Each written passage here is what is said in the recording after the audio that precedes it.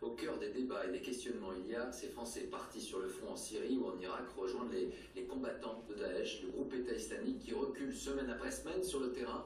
Dès lors, les spécialistes s'interrogent sur le retour éventuel de ces djihadistes. Sont-ils surveillés? Combien sont-ils réellement? Le point avec Tiffaine Pieuget, Antoine Hussert. Sous ces drapeaux, combattent aujourd'hui des djihadistes de plusieurs nationalités. Combien de Français sont-ils sur les terres contrôlées par Daesh? Voici la zone en question, en vert sur cette carte. Sur ce théâtre d'opération, près de 700 Français. 397 hommes, 275 femmes, parmi eux, 17 mineurs combattants. Ces Français sont-ils surveillés? Oui, en particulier grâce aux réseaux sociaux. En France, 700 agents du renseignement s'occupent exclusivement de la surveillance de Facebook, Twitter et de messageries cryptées type Telegram.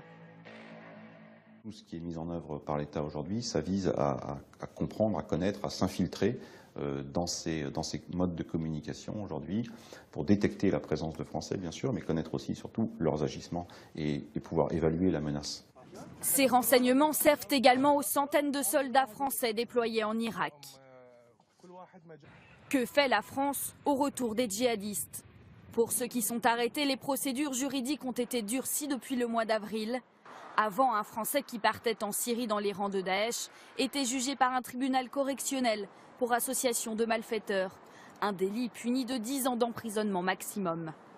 Aujourd'hui, ce même Français parti combattre sera jugé par une cour d'assises et risquera 30 ans de prison. Ce changement, c'est de dire, à partir du moment où vous êtes parti en Syrie, vous avez rejoint un théâtre d'opération, ça signifie que par principe, sans avoir à le prouver plus que ça, vous avez un projet criminel, d'attentat criminel. Un durcissement de la réponse juridique face à un chiffre inquiétant. On estime que 900 Français souhaitent aujourd'hui encore rejoindre les rangs de Daesh.